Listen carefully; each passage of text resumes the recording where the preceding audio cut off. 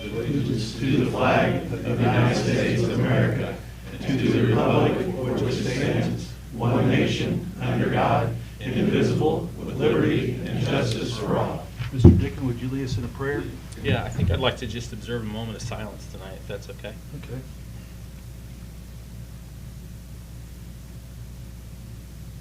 Thank you.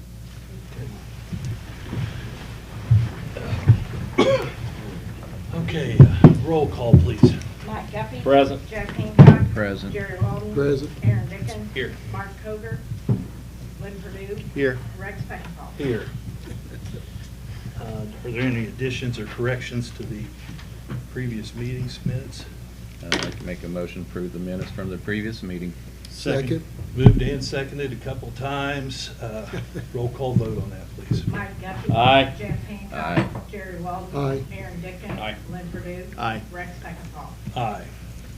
If there are any additions to the agenda, hear those. I think there are any, so we'll move on to our public comments and special presentation. We'll have David Stutes come up first to talk about air quality data. Pass out some cheat sheets to you guys so we're all kind of on the same page of what I'm talking about. Thanks, Dave. Thanks, Steve. All the information. Thanks, sir. This is what I take into the test. Thanks, I know Dave. you need one. I definitely need. Yeah, I like one. Got next one?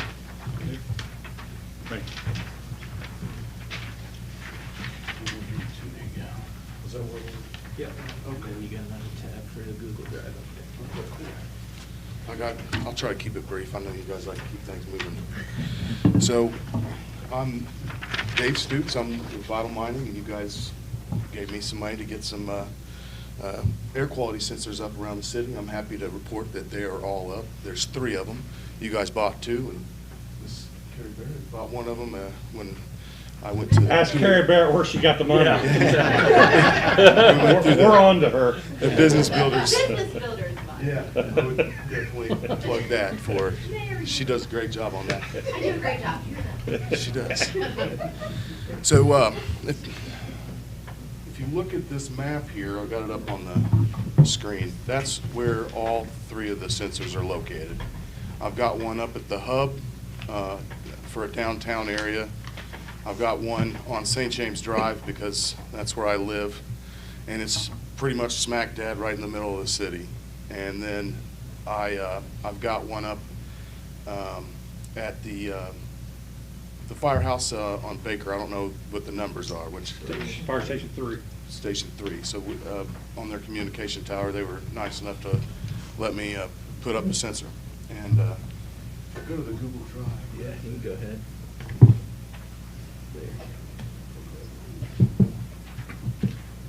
So here's it. Oops. Double click that. I'm just learning how to use computers. Okay, cool. Glad you're- That's a picture right there of one of the sensors. That's the one at the fire station.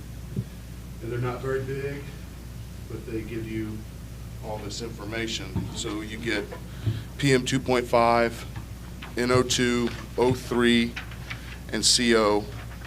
And it's constant, 24 hours a day. The map, I'll go back to the map. That's real-time data right now. If you look down here at the bottom, it says AQI, and that's air quality index. So it takes all these different things and uses some algorithm that I don't understand to tell us how the air's doing right now. So if you click on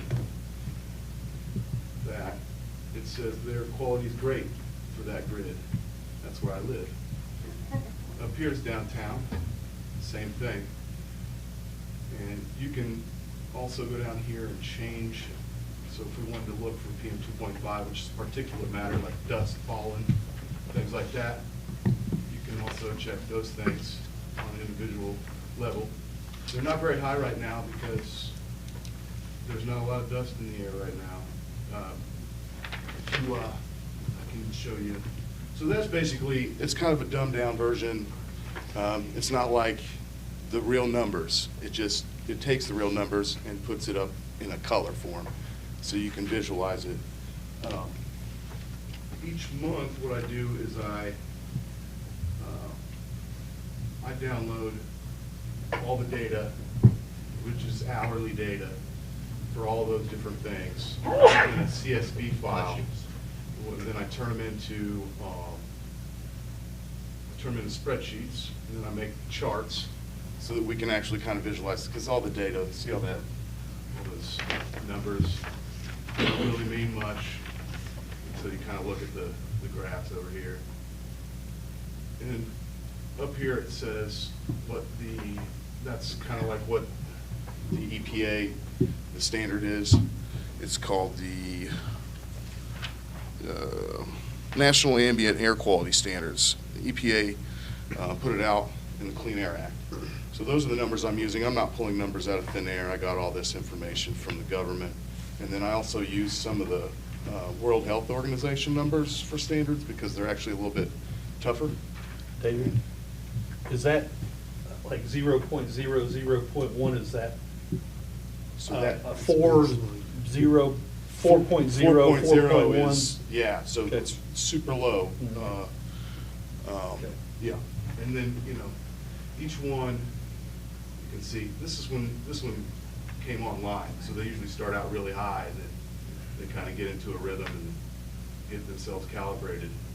So this is the first month for the one at Baker Park, and this is for NO2, so we're well under 25 on that. 03, that's ozone, same deal, we're doing pretty good. These things are gonna change though throughout the year. That's kind of, I don't have a lot to tell you. Like, the air quality looks good on a daily basis. The highest I've ever seen it is moderate, and that was, they were sucking up leaves going down St. James. There's a lot of leaves on St. James Drive, so there's a lot of dust during that time, and I would expect the PM 2.5 to be up for that. But I haven't seen anything crazy. Now, the one cool thing about this is, well, there's a lot of cool things about this, but the one I'm excited about is we have the real-time data in the map.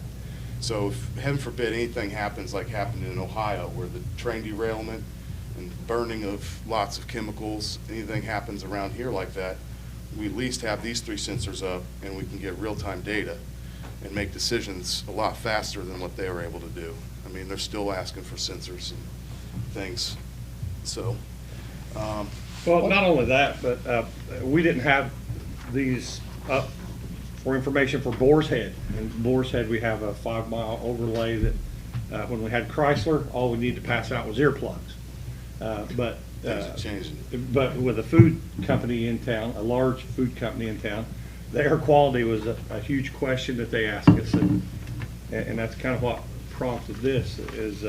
Let's hope we don't have a train derailment, but Boar's Head has already brought in hummus, has already, so our food industry is growing, and inside that perimeter that they have, we can't put within 5 miles an asphalt plant, a gravel pit, just industrial PPA fumes that go out. So this is, as Corey recruits companies for us, these numbers are going to be very beneficial for us to have on a recruiting scale.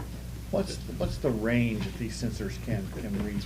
A kilometer, square kilometer. So the thing is, if we were in a bigger city, sometimes one block to the next, the air quality can change 500%, depending on what's there, how many restaurants, stuff like that.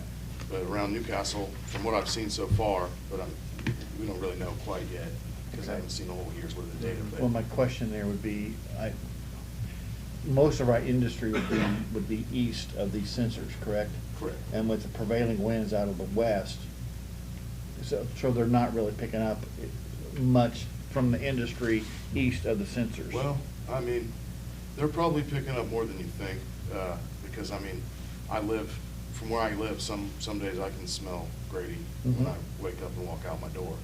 So, I mean, if I can smell it, then these sensors can Are picking definitely it up? smell. Yeah. Okay. Will we be able to rotate these in a year? I mean, We after can you move get- them, yeah, we can move After them. you get years full of data, we can Absolutely, move them. I've got license set up for 4 years already.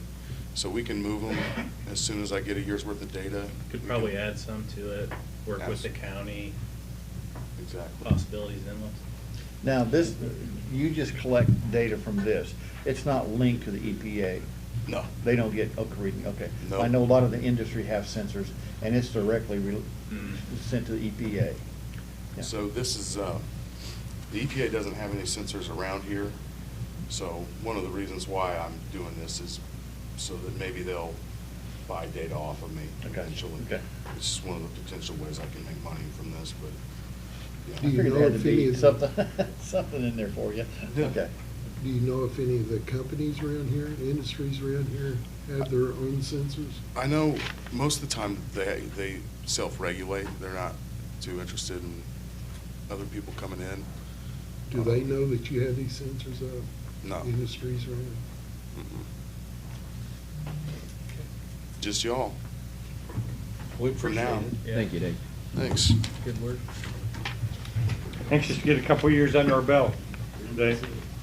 Okay, next we'll have a presentation from IU Health.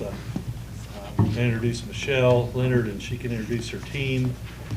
They've been working very hard for more than a year at this, and anyway, we'll hear what she's got to say, and then if we have questions, anybody on the council, even in the public, can ask questions. So, Yeah, thanks, Rex. Thanks, everyone. It's great to be here. Michelle Leonard McConnell. For those of you who may or may not know me, I am a Henry County girl. I was raised in Knightstown. My parents are still in Knightstown. And I was with the Community Foundation for quite some time. So it's always good to be back home in Henry County. And of course, I had to say hi to some folks back here that I haven't seen in a while. So I am here today with two of my colleagues, Jamie Marsh and Brad. Brad's with the Director of Philanthropy for the East Central region, so he is mostly housed out of Ball. Jamie is at our downtown location. So we're here today to talk to you a little bit about what's going on with the Muncie Crisis Center. So we'll take a little bit of time, and then we'll have some opportunity for questions as well. So here we are. So we're going to talk a little bit about the East Central Indiana needs, what the Muncie Crisis Center is, and the potential of Henry County partnering with IU Health Foundation. And I believe last month at your meeting, I think Rex may have shared a little bit about what Muncie Crisis Center is, but we're going to elaborate a little bit more today about that. So Brad and I are going to tag team a little bit on this, but we know, just like all of you, I mean, I was with the Community Foundation for a while. This is a need that we have had now for quite some time. Substance abuse, mental health issues. I mean, I know that a lot of folks in here, as well as outside of these walls, have spent endless hours trying to combat this problem. So what we also know is, as you can see, Blackford, Delaware, Grant, Henry, and Jay counties collectively are in the bottom 25 percentile of overall health, knowing between a community health needs assessment that Henry Community Health put out, as well as one that we actually did as well, IU Health. We know that there are three things that really continue to bubble to the top, and that's substance abuse, addiction services, and mental health. So I'm going to have Brad talk a little bit about the Muncie Crisis Center and what that looks like. So the Muncie Crisis Center is an idea that really came from the mayor of Muncie. He has had addiction crisis impact his family significantly, and so wanted to put together a group to study what was best for Muncie. Visited 3 different facilities, Eskenazi and Indianapolis. There's one out of Fort Wayne, and then the Stride Center in Bloomington. The Stride Center in Bloomington is one that IU Health significantly invested in when that was started. And the Muncie Crisis Center is modeled off of that, which is a very successful center in Bloomington. It's going to open here later in 2023. It's a 24/7 low barrier environment that is for assessment, intervention, peer support, and connection to our vital services. The idea is those folks who are in crisis are going to come in. We're going to assess them and figure out what is the best path forward for them. Again, mental health, substance abuse, and many other crises, homelessness, those kinds of things will come into the center. Those who are eligible, I kind of went through this a little bit, but 18 plus, any crisis as far as mental health, substance abuse, partner violence, and homelessness. We want to keep folks basically out of the jails and hospitals. We know the situations that happen there. You know, we don't want somebody who's going to have a record because they're in some situation of crisis. We also, from a hospital perspective, that can mean medical bills and can be significant. So if there's a way for us to help them before they incur any of those things, we want to do that. Again, as you see, they're diverting them to service-based and public health-oriented environment, supporting them and getting them connected to vital services that are available. Again, criteria, we've got a flyer that's in your packet that talks to this. Again, 18 years or older, nonviolent. The crisis is defined as any event or situation associated with real potential disruption of stability. Has suicidal ideation or homicidal ideation without a plan. That's critical. Struggling to regulate emotions, medical attention, obviously call 911, proceed to emergency. If there is a suicidal or homicidal plan present, that's 911, and you're going to the ER. Again, examples, you know, you can certainly read through these, but just things that we certainly hear that we're going to take care of through the center. Again, depression, mental illness, stress, any of those kinds of things, severe anxiety, that's what we're looking to do through here. Wraparound services? Yeah, Okay. sure. So when we think about wraparound services here in Henry County, we're looking at housing, workforce development, education, food, clothing, and mental health and substance abuse wraparound services. Knowing that we have some of those already here, but also knowing that there's probably some gaps. So we've also been having conversations with the Community Foundation in our conversations about this. So our hope is with the Community Foundation that they can help assist us in identifying where those gaps are and where we need to have extra support and wraparound services.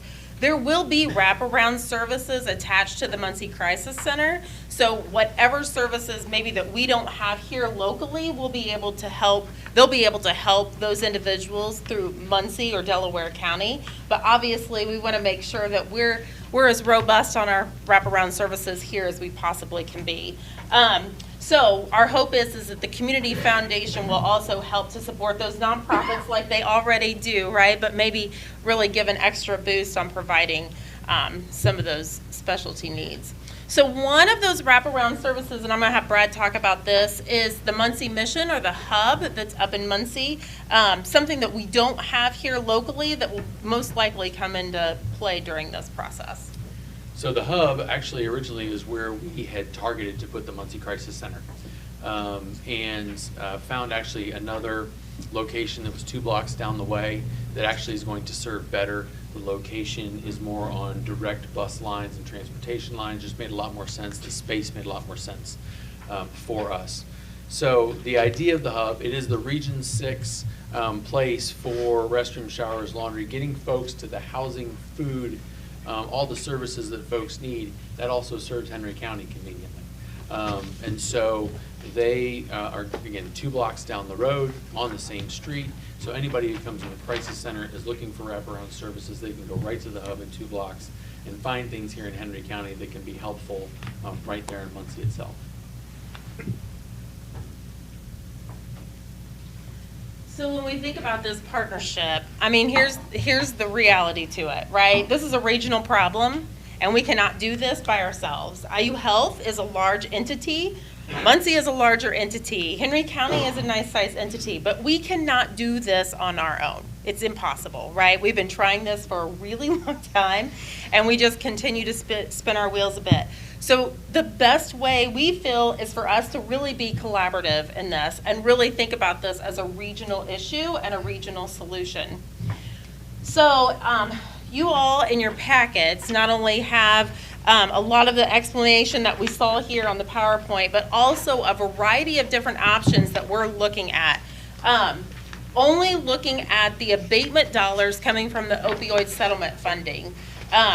So option 1, and as you can see, we have it in chunks. So we have a 3-year plan and a 6-year plan as to potential funding from Henry County.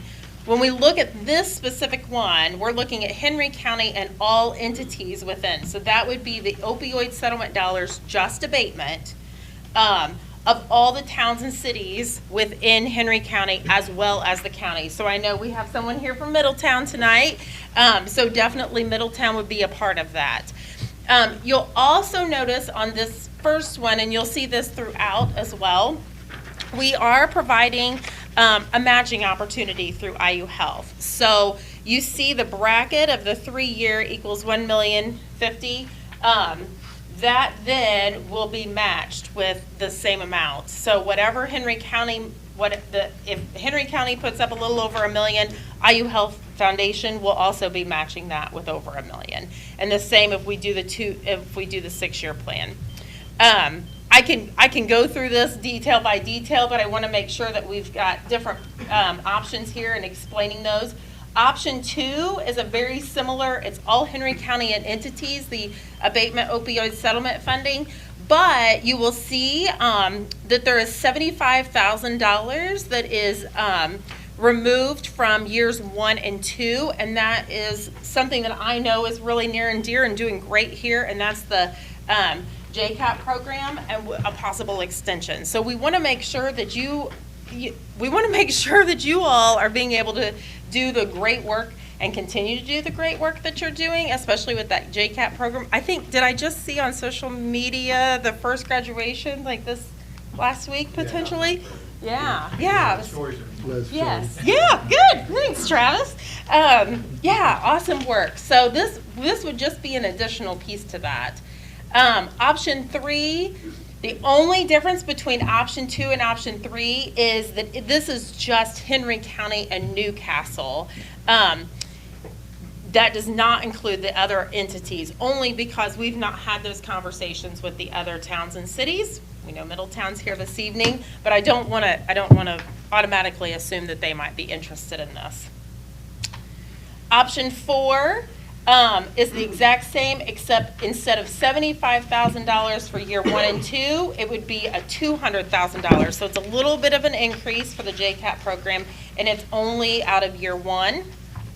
And then whoops, I'm sorry, I think I messed that up. The next option would be a very similar, except it would just be the city of Newcastle and Henry County. So if we look at just the city of Newcastle, it would be 100% abatement for years 1 through 3 or years 1 through 6, and you can see on this slide and also in your packet what that would look like from a breakdown from 23 through 2028. And then you'll also see in your packets, just knowing that other towns and other communities might be here, what those abatement dollars would be for each of the communities within the county. And then, as I said, that Henry County commitment, we know that those opioid settlement dollars that will also have a need for some additional funding, which could come from another entity within Henry County as well, and we're having conversations with that. But this shows the matching component and the impact that it will make for Henry County residents that are really battling substance abuse, mental health issues, and also really our emergency room and our law enforcement and specialty services, that emergency services. So our commitment to you as IU Health Foundation would be that 1-to-1 match, a Henry County representative on the Muncie Crisis Center Committee, and then all Henry County individuals brought to the Muncie Crisis Center from law enforcement and or Henry Community Health would be admitted. There would not be anyone turned away if they came through one of those 2 areas. So, questions? How many beds did you say you were going to start out with? Yep. I'm going to turn a lot of this over to Brad and Jamie. So as far as beds, it's really not about beds, it's about the acuity and what we can handle there. Our goal is 1-to-1, max 1 to 3. So 3 people to 1 individual. This basically would cover, from a Henry County perspective, what the numbers we were provided was about 1 to 2 people per day. This would handle that additional staff member that would handle the Henry County load. So does this have to start out with law enforcement being involved? Is that what you were saying? Yeah, so we know that a lot of times law enforcement is who's called, or they go directly to the emergency room. So instead of going to jail, if someone is going through a crisis, the law enforcement officer would then take them directly to Muncie Crisis Center instead of jail. Do you want to piggyback on that? Because I know the Stride Center down, so we've modeled this, I think Brad said it earlier on, that we modeled this from the Stride Center down in Bloomington. And Jamie, I think you can talk a little more about what that looks like. Yeah, I mean, I think the Stride Center in Bloomington was really born from conversation with law enforcement around encountering folks at 2 or 3 o'clock in the morning and having two choices, right, taking them to jail or taking them to the ED, and this was a recurring issue. And so the community got together and kind of mapped the gaps and realized this is the biggest gap that they had, and so the Crisis Center was really born from that. I think the conversation in Muncie is really, let's start with that, law enforcement and kind of what's coming from the health system, and try to divert people from jail and ED, and then, if I'm right, Brad, over time, walk-ins, would be welcome. I think they're just trying to assess the capacity and what's the volume gonna be from law enforcement, right, and diversion from ED. Yeah, I was just gonna say, Yeah. in the meetings we had, Yeah. we had people from our hospital there, from the emergency room. And the problem they have is that they are inundated with people that don't need to be there. They need someplace like this. And so that's not only gonna help the people that don't need to be at the emergency room, it's gonna help the people that do need to be there, because they're gonna be able to get better care as well. So, Joel, I'm gonna ask a silly question, but are there guidelines for the usage of these monies that we're given? This would certainly be, the opioid, there is, but this would certainly be a use that's permitted under the Okay. settlement agreement under state law. Have the cities and towns and Henry County leadership gotten together, Mr. Mayor, with you and talked about this up to this point? And No, the only thing that we've talked about has been in meetings with them, and we haven't made any decisions, but we've said that we would just kind of sit on this money till it was brought before you and discussed and talked about. Rex has been to more meetings. part of the problem, Mark mentioned that 2 meetings ago, part of the problem is that, well, you see $19,000 in 2023, we couldn't hire a person to do anything for a couple of towns are getting like Right. $13. Right, so when all that money's put together, then, and maybe this, I think this probably is, but maybe it's not what needs to be done, but when that money's put together with us and the county, these other towns all working together, and possibly the community foundation, and that partnership, we have at least a chance to maybe make an impact. And I think that's really how we have to sell it. This is a county issue. It's Oh, a sure. region Well, issue. it's a national issue. It's a state issue. We could go on down, are the college campuses being involved with Ball State or anyone? Yeah, it's a good Yeah, question. great So, question. yeah, we actually have, unique name. I came through Ball State's Actually, counseling absolutely. program, so. ACPC, so the Addiction Coalition in Delaware County, runs through Ball State, and so they've actually applied for some dollars for the Muncie Crisis Center that are running through the state. There was an additional $25 million that was put out. We put through an application for a grant for that. So, yeah, we're working with them, and that partnership through Ball State. Because I know every once in a while, because you had to do counseling Yep. through the program, and you'd have a case come in, and it was a pretty hot, heavy case, and you Yeah. call the professor, come in and say, hey, this has been my grade paid here, and Yeah. because it happens. And even in our high schools, it happens sometimes. Yes. So that's why I asked, does the law enforcement part of it have to be involved? So, yeah, and just to piggyback off of what Jamie said, Jerry, I think we're wanting to start it out with law enforcement or the hospital, just to kind of get a pulse. And as I to- fully As to understand where that, we are, yeah. right? Because this is brand new, and so we want to make sure that we are well equipped for that. But the hope is that as this transitioning grows, that we'll then be able to have walk-ins. And it's going to be a big communication monster. People are going to have to know that this opportunity is out there for them. Yes. Absolutely. And I think that's why we want to start that way, Yeah. right? If we Yeah. start through law enforcement, we get that idea of Yeah. what's going on, we understand what the flow is. That's gonna be the big difference maker for us, so that we can start to move things forward. You know, you learn things, right? So I think the thought is that a majority of folks come in at night, right? Majority of folks come in the afternoon. We learned that from the Stride Center. We learned that from the data that we gained there. So the same thing's gonna happen here. We're gonna gain data over the first couple of years and be able to determine, again, best ways of staffing, how should people come in. But we do wanna give ourselves that grace period to come in through certain ways that we know are already stressed, meaning the health system and law enforcement. to build this up. Will it be 24/7? I mean, because our police officers will Yep. bring somebody in at 3 o'clock in the morning or around the clock, Yep, you know. 24/7 staff. My fear is, can you start out large enough? I mean, the need of what's is there. Well, and that's what, I think the main concern I hear about as this develops, because I think it's continuing to develop, is, you know, are we gonna put money in and then not really have access? And I think you answered that perfectly, but just so I better understand what the purpose of this center is it like triage? They are Yes. there for 24 hours and then diverted to other resources? Guiding direct. Yes, and Aaron, knowing too that, and we've known this from the Stride Center, that there may be some individuals that literally at 23 hours walk outside and turn around and need to walk right back Yeah, in, right. and that's perfectly okay. You know, the key is that those individuals are getting the help that they need.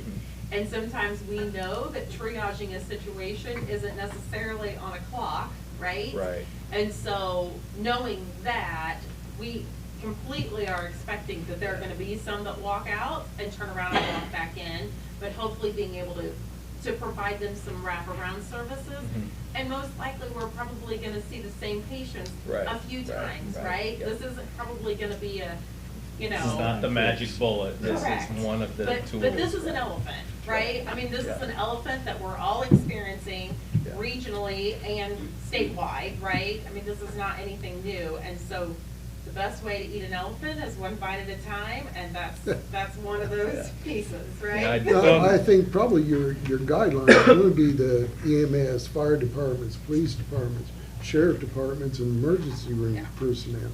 Yeah, That's going to be the people that you're really going to have to be in contact so Yes. that you know what they're walking into yeah, each and every day, more than Yes. likely, I guess. Yeah, and that's a Yeah. detailed communications plan that'll be out there, so to your point, is, you know, there's gonna be a call ahead, whether that's Muncie folks, whether that's Henry County, you know, where are you at? Where's the thing, you know, so that we're making sure we're serving everybody the right way. And that they have a call ahead So- press. It's nice to have Ken and Joe here tonight to be listening to this too, Well, because it's, that's what I was gonna say. Kennan has been at every, I think, I missed one. I think Kennan's been at every meeting, but, and he can agree or disagree with me, but from the time these meetings started to now, this has evolved into what it is now. It wasn't exactly like it is now when it started, and that's why I've got confidence that this group will continue to evolve the program. It won't just be where it's at when we start. They'll take the data, they'll take the information, they'll take and look at the needs of, that are there and do good things with it. I can give you horror stories, being a high school counselor. This issue doesn't start when a person's 18. I had kids tell me they started when they were in the second grade. And this isn't fixed just overnight. You know, some of these people have been addicts their whole life. And when you run into someone that's been an addict for 18, 20 years and you think it can be fixed in a 24-hour time, it's not going to happen. You used the perfect term, Aaron, it's triage. Yeah. You're trying to get people where they can really get the help that they need, so So going back it's real. going back to where they get to 23 and a half hours and they can walk out and come back. How many times can that happen? There's no number on it, but we're gonna try to get them serviced. I mean, that's the idea, again, I think to Aaron's point of triage is really where we wanna be in this, and we wanna find them the path, and the path back. Biggest thing is, Mike, they gotta want to help. Yeah, I a lot of them are gonna walk out in 2 I hours. understand that gotta because work minutes. I have family members that sadly, addiction. It's horrible. I visited the emergency room not too long ago for myself. Kudos to those people because that place was a zoo. It was sad what was going on, that the people that didn't need to be there, you know, they needed Help. beyond Real. help. Needed help From- elsewhere. From medical, what they could get there. So, yeah, I just wanted to know what that was. And I think to piggyback just real quick on, what Rex said about funding a position, I think it's easy to hone in on how big of a problem this is and trying to figure out a solution. But, I mean, looking at those numbers of each of the scenarios, I mean, just thank you for the generous offer and, grant opportunity for, both communities, Henry County and City of Newcastle. It's incredible. Thank you. Would anybody in the public like to ask a question? Sure. So do you have any data showing what the other counties are contributing to this? I mean, are they close to what this are, or is Henry County contributing So twice as much? Or? Yeah, so Henry County is the first county that we've spoken to outside of Muncie and Delaware. But Brad, I know you're having conversations currently. Yeah, so there's currently conversations in Muncie. Obviously, Muncie's already contributed $2 million to this. So that's to the center, to purchasing the land, to renovation, and then to us for operation, for it. So in getting that going, they've been contributors in the grant ask that we've done, for that additional opioid settlement dollar. And then also they're having the same conversation with their city council about running out. This is an 18-year run out of these dollars. So I know we're talking about the first 6, but the conversation's longer than that. And it's the same conversation we're having in Muncie and they're, the mayor is working hard to commit all 18 of their years to this center on the run out. So Muncie itself is 2 million, or 2 million Muncie, already. Delaware County? Muncie itself. Muncie itself. And then the opioid settlement conversation is on top of that. On top of that. Yeah.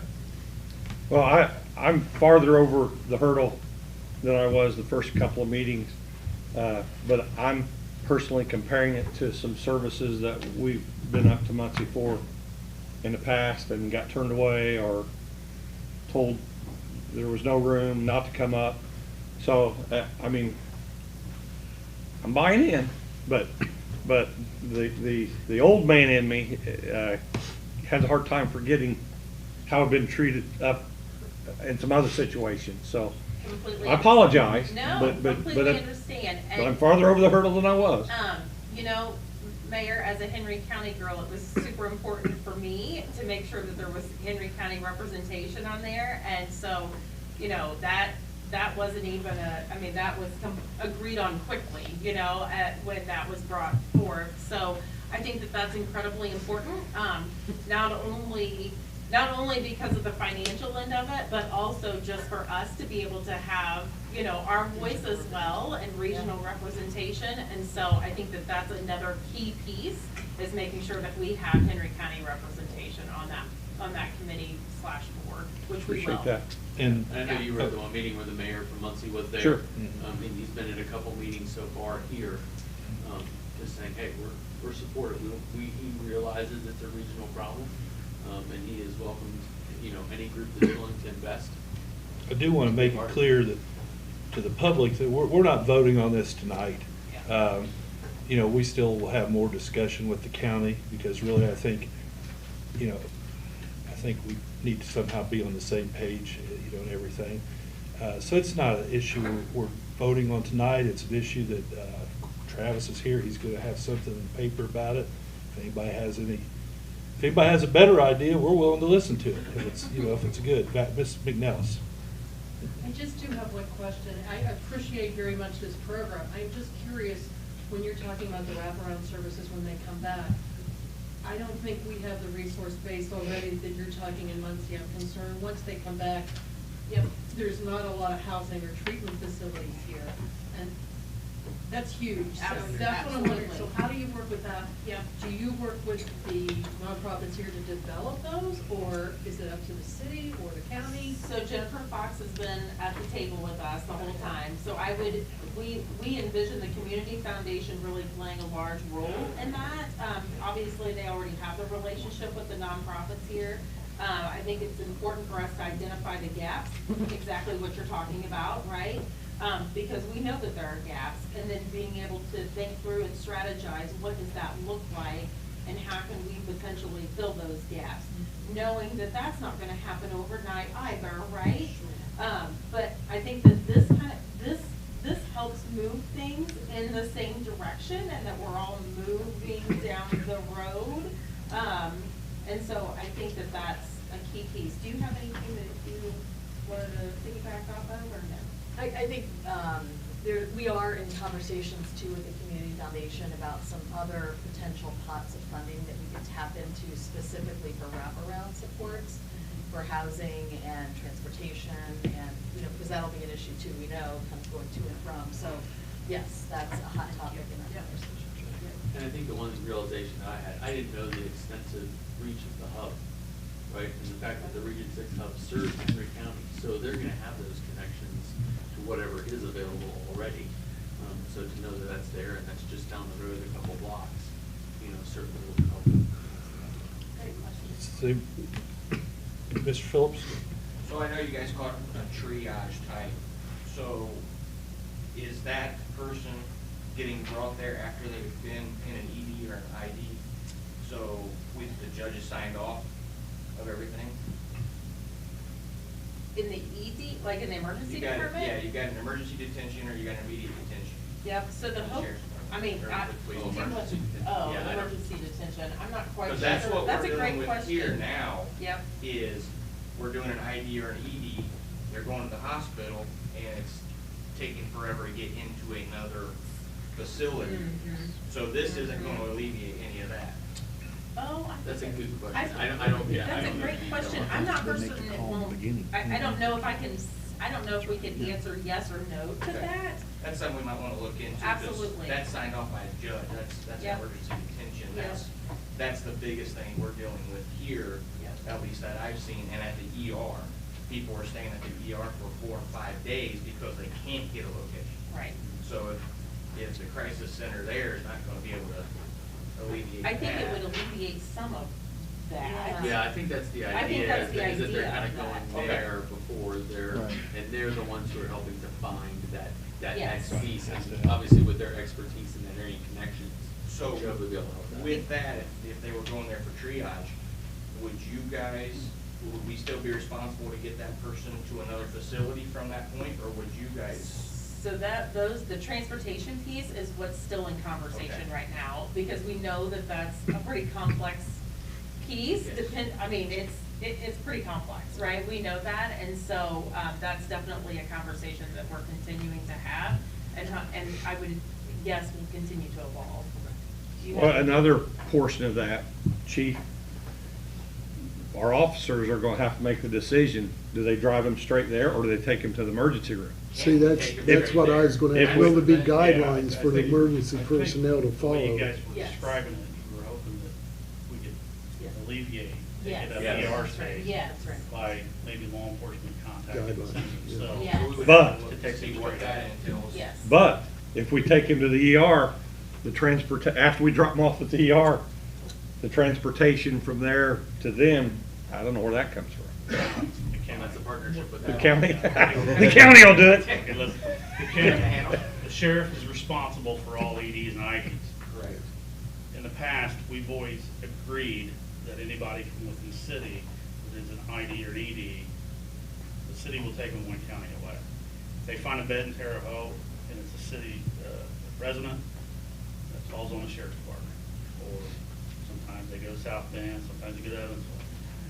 But we've always agreed that, and it's stayed the same with Sheriff Sproles. I said, if we've got to take somebody to Muncie or Reed, we'll take care of our own people, you take care of your own people. Any further than that, ultimately, it's the sheriff's responsibility for that. But this will save so much more time, rather than us going out and sitting for God only knows how long sometimes, and the hospital doesn't have enough security that we can say, hey, full security, watch this guy until we get the paperwork signed, until we go back and hit the road. We lose somebody.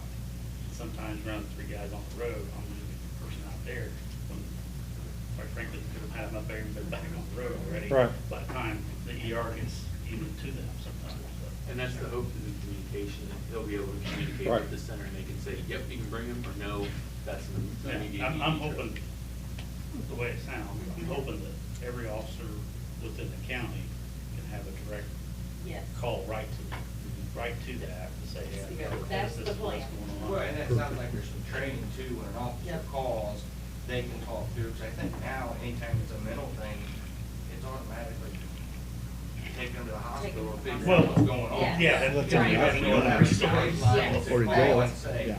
I mean, obviously, you made the comment about if they've thought through the suicide or had a Right. plan.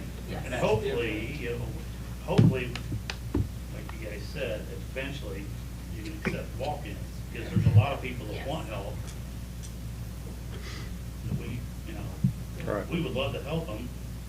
Years ago, we used to be able to take them to the Ball Memorial and say right there at the ER, walk in there and get your help. We don't do that anymore, because they don't have room. Yeah. Yeah. But if that becomes an option, some people can drive themselves. Yes. That is the goal. Yeah. Yes. Okay, is there any more questions? We'll take the last couple with their hands up. Yeah. So if law enforcement brings them to you, are they committed to staying a certain amount of time, or can they just get up and say, I don't want this, and walk out? I believe they're free will at that point. Yeah, if it's not an ID or an ED, they can leave them They alone. can leave them. And that's what they do at the hospital. If the paper is not signed by, and they want to get up and walk out of the ER, they get up and walk out of the ER. Happens a And that's lot. happened. And we had somebody else back there. Yes, Mrs. Broyles. And this might not be a question, but in our school system, we have a lot of children with mental illness. And I notice you know, said the 18, I've got grandchildren in elementary. And when they come home and say, well, so-and-so threatened to kill himself. You know, is this something that in the future, once we get this ironed out, that we can help our small children? Because they're just going to grow up in this path if we don't. Yeah, I will tell you that Paula Tyler, who heads up our behavioral health sciences, or behavioral health service line for the East Central region, is very cognizant of that, and there's a gap in the market, for that, and so we're trying to figure that out. This is certainly our first step. Yes. And Patty, the school We're very corporation aware. has a procedure to follow on that. It's just if people notify a teacher or a counselor, they are legally bound to contact administration. Administration takes it over from them to seek help for those kids.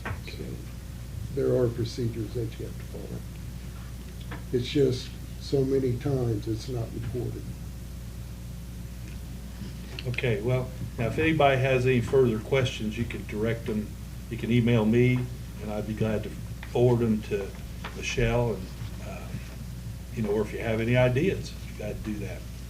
So, I appreciate you guys coming along, and we will have, like I say, we'll have further discussions and everything. Thank you. Thanks, everyone. Thank you. Thank you. Thank you. Okay, Great next. discussion.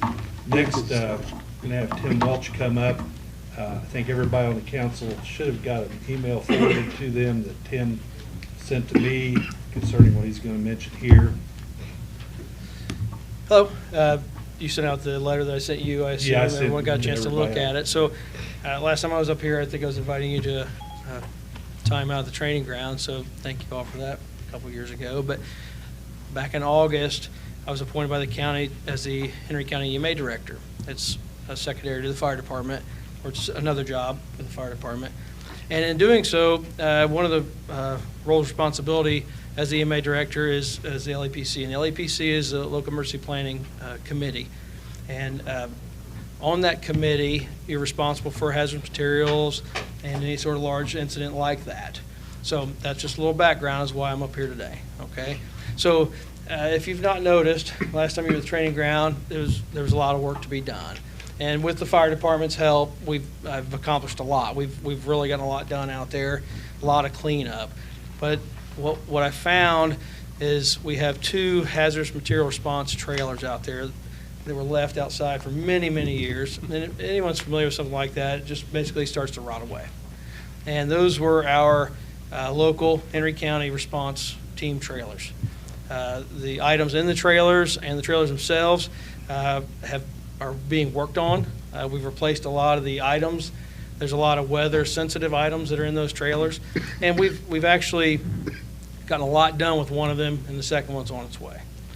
So in conjunction with this, well, actually I started with the Henry County Commissioners, and I'm going to talk to the council later this week, so Kenan, you get a preview.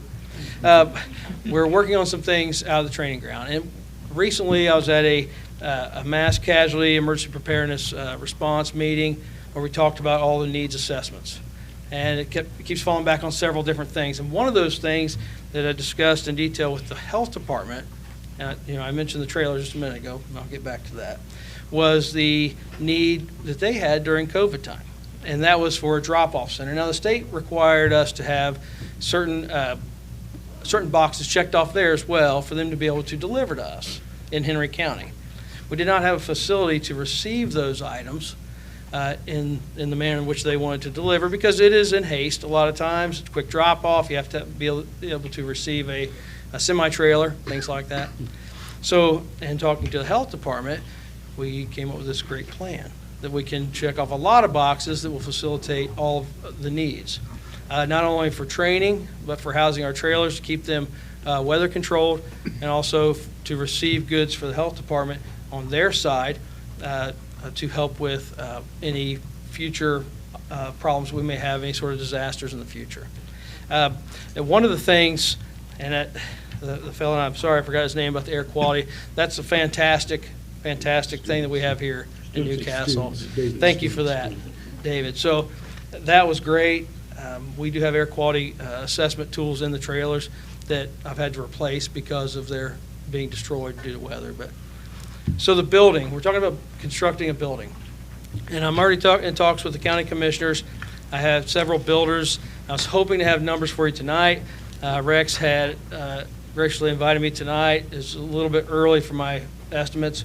I did have early numbers in, somewhere between the $90,000 and $105,000. And this is for a 74 by 40 foot structure to be built at the training ground. There's plenty of room out there. It covers all of the rules that we need to receive goods. That would also cover heating and cooling for that structure. It could also be used as a training facility if the trailers were moved out of the way once they're in place. This will be a 4 garage door structure that would hold 2 hazardous materials trailers, a health department trailer, and possibly the rescue task force trailer that the Newcastle Fire Department has. It right now is kind of moved around sometimes depending on the weather. How tall the ceiling do you need? 14 foot. 14. And 12-foot doors. So what would happen is the semis would come in, back up, unload the doors, put things in the heat and cool, and we can keep those indefinitely. It'd be a concrete floor, all steel structure, shouldn't be any maintenance to it, and that's our goal. Now, we started this plan with Connex containers. And if you don't know what those are, there's basically the boxes that sit on the back of a semi or a rail car, and we were going to build something like Legos. After talking to the builders, of course, they didn't want to mess with them anyway, but they very easily convinced me that they were going to be more trouble than they're worth for that, because they wouldn't accommodate the right sizes. And there'd be so much retrofitting, so to speak, that it was going to cost more to work with them. So what I'm coming to today, I'm talking to the county with their ARP funds and things like that, is to try to get the structure put together. Now, everybody's thinking, who do I write the check to? I got that. That's a great question. But I'm not really looking for that today. What I'm asking for from the city council is some sort of notion that you would be willing to entertain that. The county is already showing great interest, and they see the need, and we do have a need to do this. We cannot continue to spend money after money to replace things for our hazardous material response system that can just be offset by a structure. Like I said, the quantity and the quality and the cost of these testing items and suits and things, it's pretty high. And so I know this is it's a large figure, and it would be a large building, and part of the deal out there is to try to make it look a little bit nicer, and this would help with that as well. But mostly, it's to facilitate all the needs that we have. Like I said, storing for mass casualty, large-scale events, and our LAPC trailers. Ken, when we was out there and did that program and all that, we all know what the conditions are and what it looked like and all that stuff. So Mhm. I think we'll take it to the finance committee, and then we'll come back and go to the council and go from there. Yeah, I'm going to speak with, like I said, I've already spoken to the county commissioners, and I'm going to see them again this week, and we're going to talk a little bit more about it. But like I said, I'm just trying to open a dialogue, get some interest and some understanding of what I'm talking about, and to see the need. We all have a good idea since we were out there. Yeah. Thank you for that program. Yeah, yeah. It looks a lot better now than it did when we were out there. Yeah, we're almost done. We got another season to go, and we'll get it cleaned up, so. I apologize, this is off the record, but can't you just take stuff to Crawfordsville? Just kidding, just We kidding. bring the truck out there, we'll load it right up. Any other questions? Just kidding. I appreciate you coming. Oh, Yeah. go ahead, Can Jerry. can you speak to the importance of putting the building out there on site?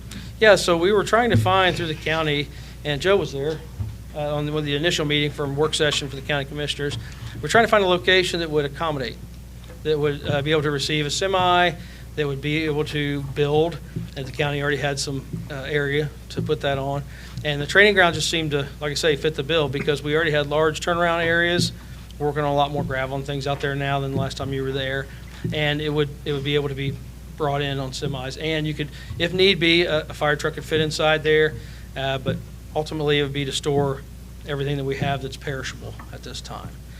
We did lose things in the last few years before I was even there. The health department lost things, EMA lost things, and that could have been used during crisis. So We'll have a gravel floor or concrete? Concrete. Concrete. concrete floor, like I said, it'll be heated and cooled, and there'll be shelving for storage. But the biggest thing, again, as you know, you leave a trailer outside for a decade and it gets ruined. And when you need it, which hopefully we won't, but obviously at some point you can, it needs to be prepared. All of the fire department would have access to it.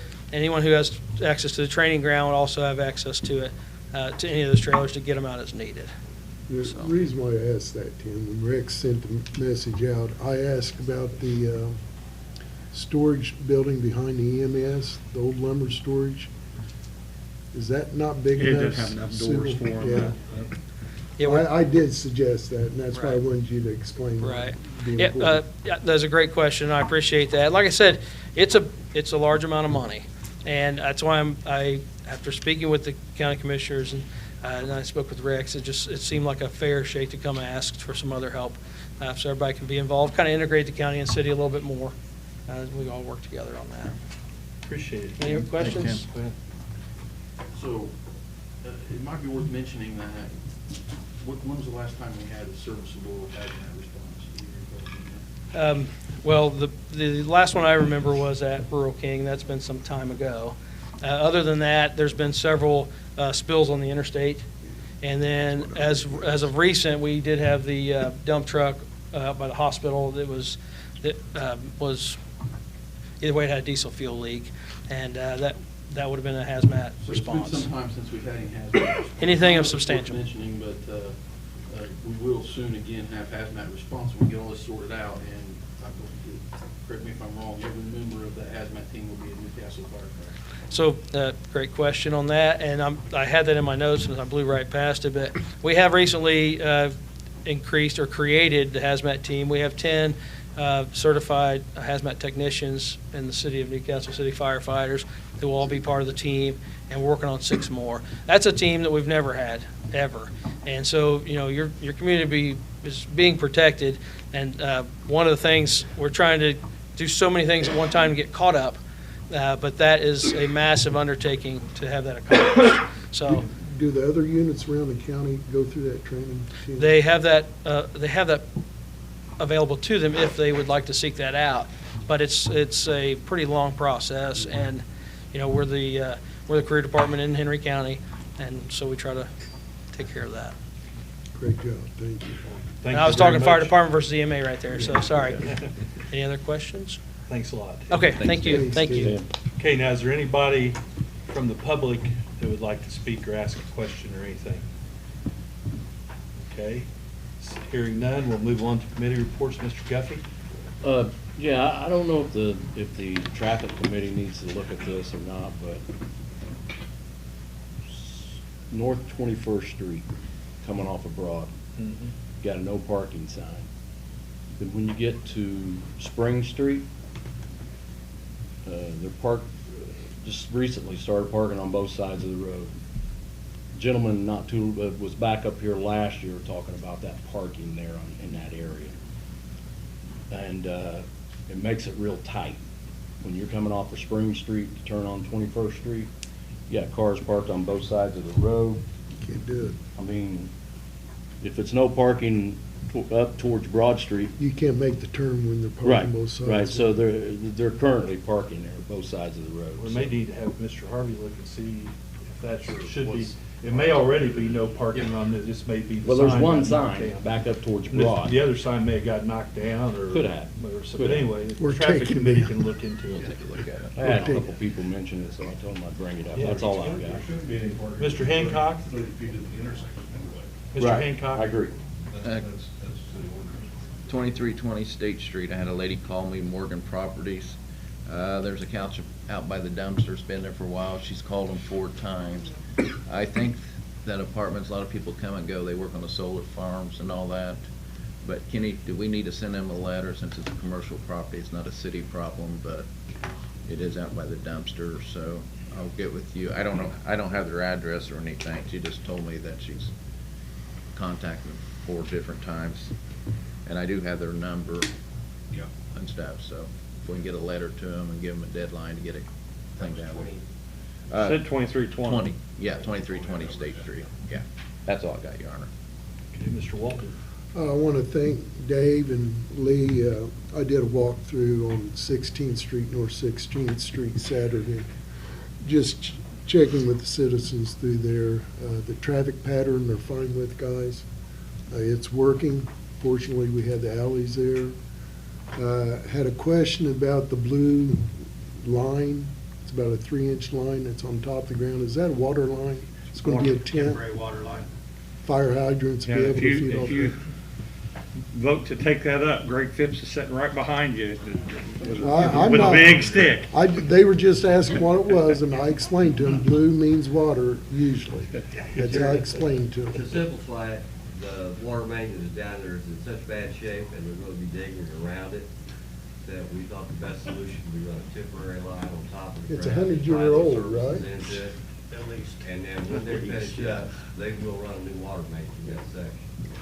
So that's basically to avoid the problems that we had in the other section. I was told a couple of times that it's 100 years old through there, so. It's actually bad shape. I just about called you about 2 o'clock Sunday morning, wondering if we left the far end trickle as cold as it got. So the first time I got called at 2 o'clock. So is that going to stay on top of the ground, Greg? Okay. Yeah, it's primarily there to keep everything out of the way, so they don't do any damage to anybody's water while they're working. Okay, and there's a confusion issue with trash pickup, but Lee's going to be working with that. So I appreciate you guys' input on that. It's going really well so far, and looking forward to it getting finished, because it's going to be really nice, so. At the top of Woodward, they've got to dig the one line is 22 feet under the road. So, I mean, it's going to be a big hole. Yeah, well, that big junction box is sitting right there too, so. But that's all I had. Thank you. Mr. Dickon? Got 4 items, shooting for no longer than 15 minutes apiece. First off, There you go. the Historic Preservation 17 Commission approved new standards and guidelines. I don't think council has to vote to approve those. It's 100 and some pages, and that made me ask a lot of questions. But all of the same stuff is in here. It's just grown to incorporate solutions, resources. Brittany said there's links to YouTube videos on how to do window restoration, stuff like that. So I think just a really great tool for Is that gonna be our made public? historic properties. Yeah, eventually she wanted everybody to be aware before. I'm sure we'll put it on the city website, but great resource for historic property owners. And I bring that up just because, you know, we're voting on that ordinance to allocate money later. The second thing, it's been brought to my attention by a couple concerned parties. Has the painting of the exterior of the Murphy building been approved? No? We've got a lot of work to do on it before it gets painted. Yeah. We've got to cut point some parts of it, replace some of it. Right. Some of it may be okay, but we're not gonna know till we decide if we have to sandblast it or can just power wash it. But it's been taken into consideration to do something with it, but. I just didn't know, and I mean, I know sometimes I'm not involved in those conversations, which is fine, but, you know, because of the building, I think it's like number 3 in the Historic Preservation District, you know, it's got to go through the proper channels, COA, whatever, regardless of what happens to it. So I you know, had heard that, just wanted to make sure. I saw in the Board of Work minutes that the library architect needed use of the lot. I know we considered that at one point. Is there any appetite to reconsider, I guess, signing that over to the library with stipulations and clawbacks, like working out of the We gave them 50 feet and over 60 parking spaces. So right. That gives them access to the library. They gave the parking lot to us. Why play ping pong? In 10 years, they're going to want to give it back. Right. We So do need to do a better job of maintaining Well, I it. was going to say, so can we get quotes on lighting fixtures to make sure that that's, you know, No, it's got brand new lights in good there. It's enough been there for 16 safety? years, never been turned on. Yeah, perfect. We'll just wire it up and flip the switch, pave it, snow removal, you know, that type of stuff. I just want to make sure we stay on top of that if we're going to own it. And then the last thing, we did apply. I don't think they've released results or award winners yet, but we did apply for the 2023 community crossing grant, right? We gave that. They haven't given a date when they're going to award it. but it's I know it's sometime late close. this month or Yeah, first of next month. right. Yeah, Okay. I think we applied with $1 million. Perfect. So hopefully I knew we had they'll give us talked another about it. million. I just wanted to make sure it was submitted. So that's all I have. Thanks. Mr. Purdue? Spring is around the corner, we all hope, so a couple updates on some landscaping projects. The Fitzgerald Trail, the trees should be in there within a couple weeks on the west end. There'll be 100 planted there.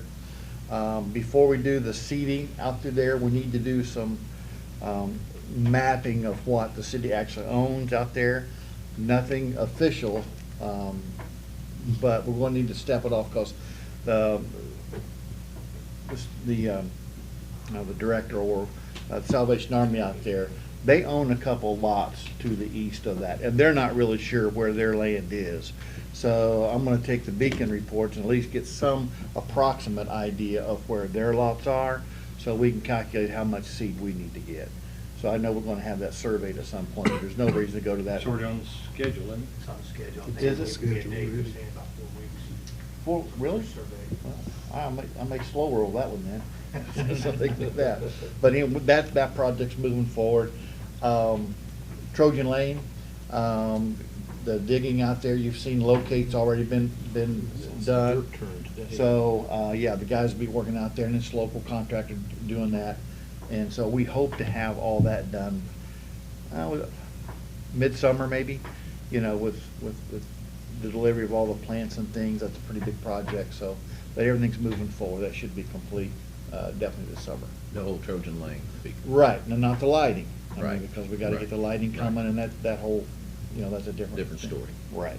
Oh, but it's we're in the on- works too. Yeah, So yeah, If it comes in, it could be done this year, possibly. that'd be great. Okay. That's all I got. Okay, just a couple of things.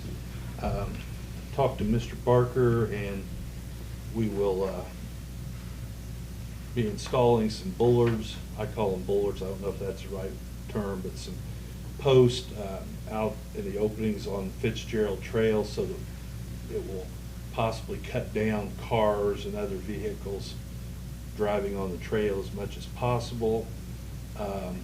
Talked to two companies today. I want to thank Ed Hill. He wrote up, he's on the planning commission. He wrote up an RFP concerning getting a company to work with us on zoning and land usage and our code. And so I talked to 2 companies today, and we're kind of in the process of getting them to look at what we want and then eventually meet with us. Somewhere along the line, we'll hopefully update our zoning, which is in desperate need. So, other than that, I think that's all I've got. I'll turn it over to you. Oh, I do want to say, I know the first part was lengthy, but I felt like we got a lot of good information from all 3 of the presentations we had. So, and I appreciate everybody's attentiveness and patience, Your Honor. Anything, Chief? Yeah, our open house for the new police department is going to be pushed back a little bit. We've still got a little bit more work to be finished up in a couple of the garage spaces. Just want to give the council and the mayor a heads up, kind of running into a crisis manpower-wise again. I've got more than a handful of both seasoned officers and young officers actively looking to leave the department for other agencies. And I still have 2 openings as of right now. So if I've got 3 of them that are probably going to be leaving within the next month, but there's 3 or 4 more that are looking because there's so much other incentives going on. The state police gave another big hire boost or a percentage. Anderson just jumped their starting pay up by 24% because they're trying to match what the state police has done. Indianapolis Police Department's doing the same thing. So it's going to be a challenge for us for probably another 2 years. Just remember, I was at the full staff for 1 week. But I haven't since then. That's all I've got. Okay. Chief? I know everyone was expecting for us to present our report tonight, but with the added presentations, we decided it'd be best just to wait and hopefully present them at the next council meeting. Thank you. Chief? Yes, sir. Kenny? Mike? Ken? Dave? No, sir. Council? The advertisements for the properties that the city is selling on Washington Street and Hillsborough Road ran in the paper the first time on Friday. It'll run again the next Friday, and we'll start hopefully getting some bids to purchase that property in April. That's going through land bank, right? Nope. Nope. Anything, Brendan? No. Kendra? Doug? Craig? Lee? The only thing I got is between Broad Street and High Avenue on South 25th, the posts are in for the truck route for Grady.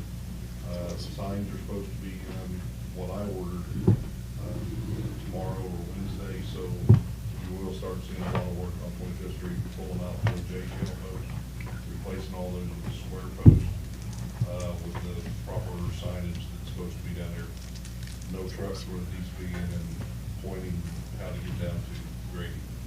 So Grady. On top of that, I sent Grady another email today to get a status where they are. They had to order the material to make their sign.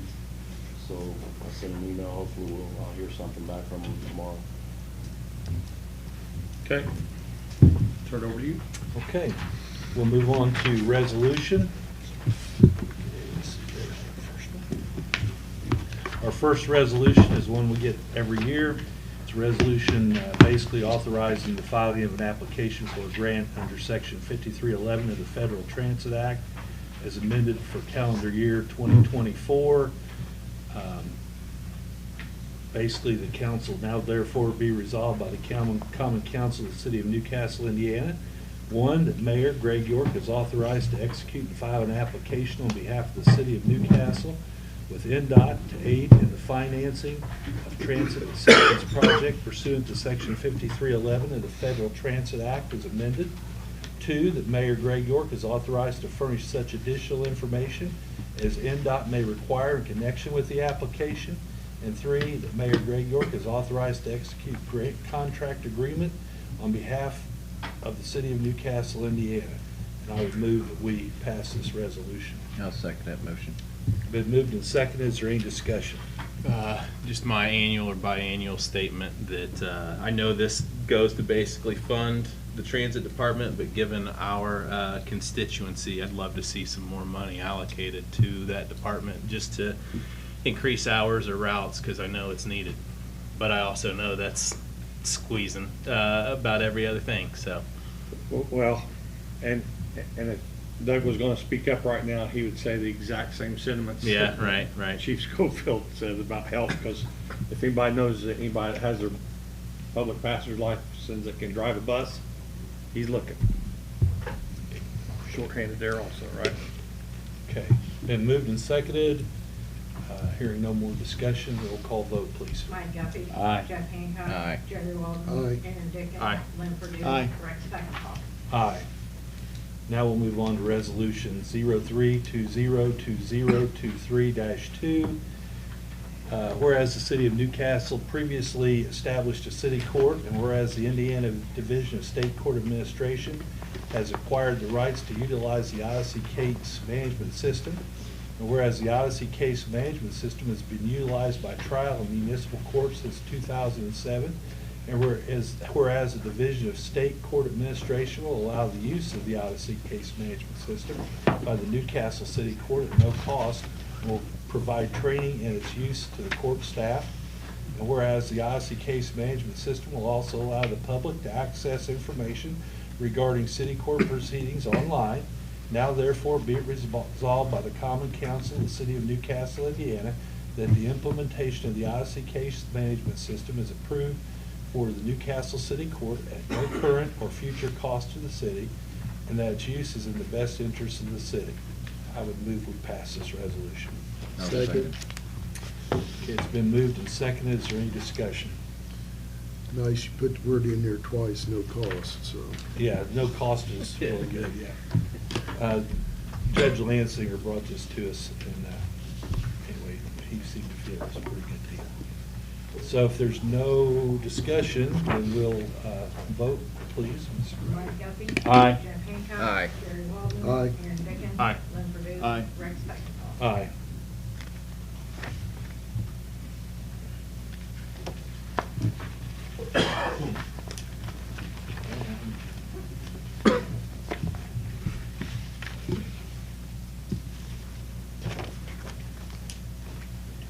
Okay, now we'll go on to Resolution 03-2020-23-3. And if I can get that up on my screen, I certainly would have that before you. Okay. This is a resolution authorizing the expenditure of revenue allocated to the city's riverboat fund, whereas the Indiana General Assembly has imposed a tax on the adjusted gross receipts from certain casinos operating within the state. This is basically a breakdown of riverboat fund. Now therefore be it resolved by the Common Council of the City of Newcastle, Indiana as follows. The Common Council hereby appropriates from the riverboat fund the sum of $4,000, It should actually be $5,000, yeah. Sum of $5,000 to be utilized as follows. A, the sum of $4,000 to obtain assistance for the city's Historic Preservation Commission through Indiana Landmarks Commission Assistance Program, and B, the sum of $1,000 to be utilized by the Historic Preservation Commission for the purpose of educating owners of properties in the Historic District and Conservation District regarding the Commission's standards and guidelines and resources available to property owners. I move we pass this resolution. I'll second that motion. Okay, any discussion? Just a quick question on B, $1,000 for the educating. What does that do? So right now, I'm gonna use BRAP as an example because the partnership between Historic Preservation Commission and Newcastle Main Street and Okra, which I failed to mention earlier, that they're gonna have an architectural guru, I think is the official title, right? That we'll be able to consult with on things like paint colors, windows, etc. But anyway, I think, Mr. Walden and Mr. Brown, I think, hand-delivered the information to these historic property owners. Don't think they've ever really had anything like that before.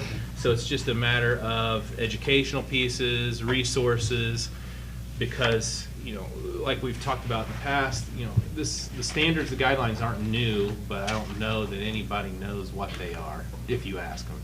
This is to help combat that.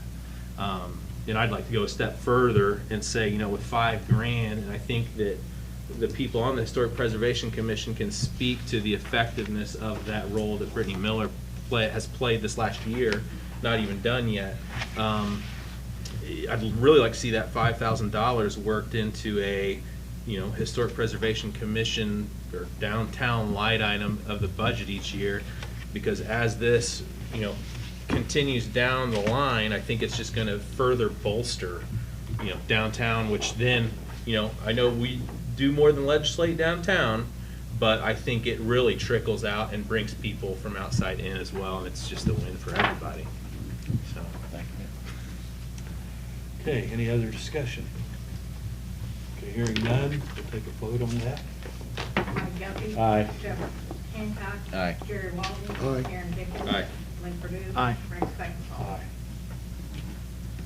Okay, that brings us to ordinance number 3902, an ordinance amending prior ordinances regarding the schedule of charges for the emergency ambulance and transportation service.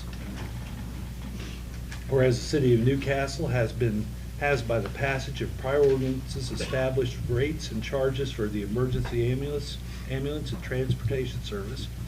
Whereas the charges have most recently been amended by ordinance number 3900 and codified at section 33.26 of the Newcastle City Code, and whereas it has been determined that additional charges should be added to the schedule of charges, and whereas it has been further determined that all persons receiving emergency medical service should be responsible for the charges for ambulance services, including amounts that are not paid by insurers or other third-party payers to the extent permitted by law.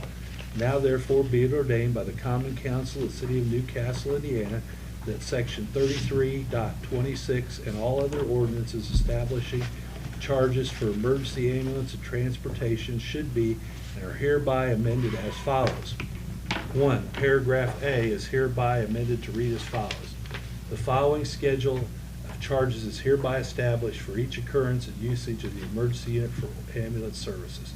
1. Ambulance mileage, $18 per loaded mile. 2. ALS-1 not emergency, $1,000. 3. ALS-1 emergency, $1,300. 4. ALS-2 emergency, $1,500. 5. Specialty care transport, $2,000. 6. BLS non-emergency, $800. 7. BLS emergency, $950. 2. ALS intercept for other ambulance services, contracted rate, or $500. 9. Cardiac arrest treated, no transport, $1,500.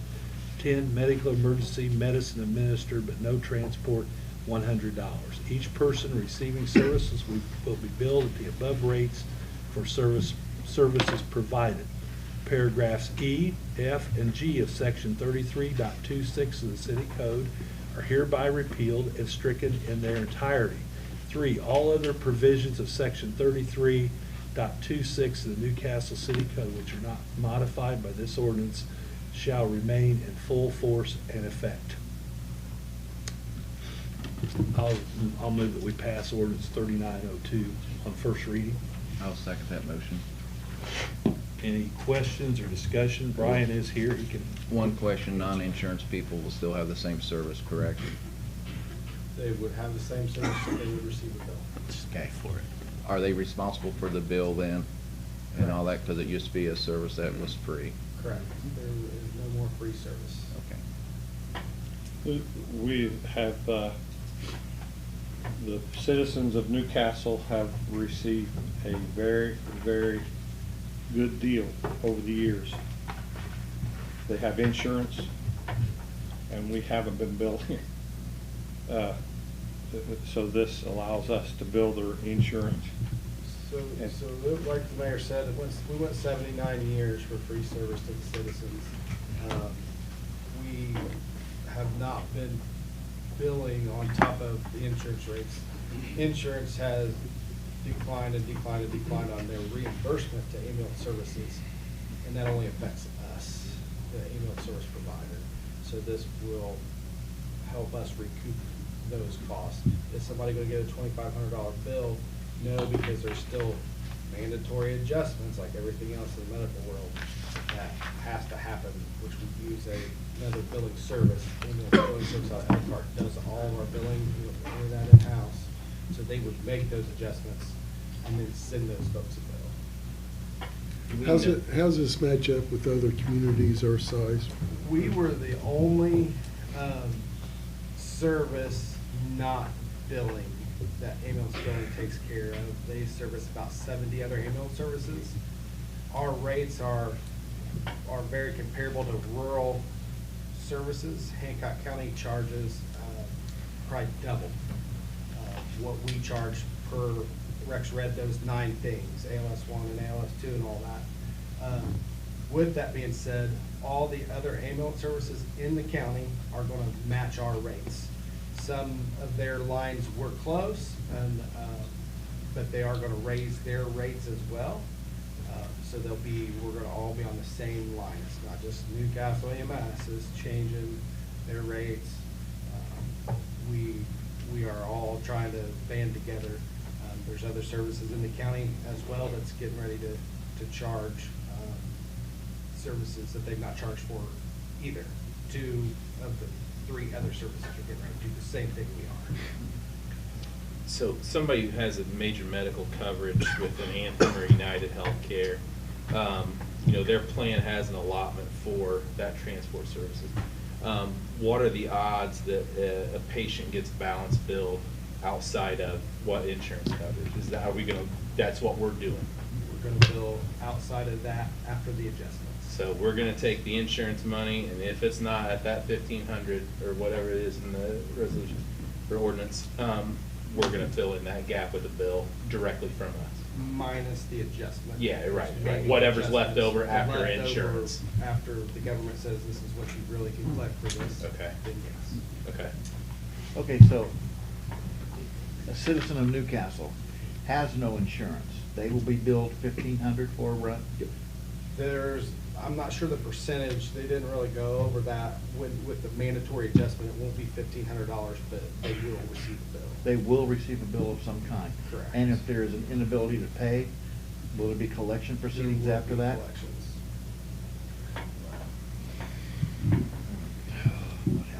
Okay. And this is an ordinance, so there are 3 readings, just to clarify. I'm gonna move that we table this till the next meeting. I'm gonna second that. Simply because that would give council time possibly to go talk to Mr. Clark, to make suggestions, if there's amendments to be made. Tonight's a hard time just to throw out an amendment. So I would, anyway, I've moved and Jeff has seconded. If we don't want to table it, then vote no. Anyway, that might be prudent to at least wait 2 weeks and look at it, and then we'll have 3 readings after that. And at least have a full council. Yeah. So, anybody object to tabling? Okay, No. Mrs. Greider, will you take a vote, please? Mike Guffey. Aye. Jeff Hancock. Aye. Jerry Walton. Aye. Aaron Jacobs. Aye. Lynn Purdue. Table it. It's for table. It's Yeah. tabled. Yes. Yeah. And Rex Becker. Aye. Okay, we'll table that. We'll bring that up next meeting. And if you have any questions, any ideas, I'd like for you to talk more with Mr. Clark if you have the opportunity. Okay, that is our final piece of work, and so we will adjourn. So moved.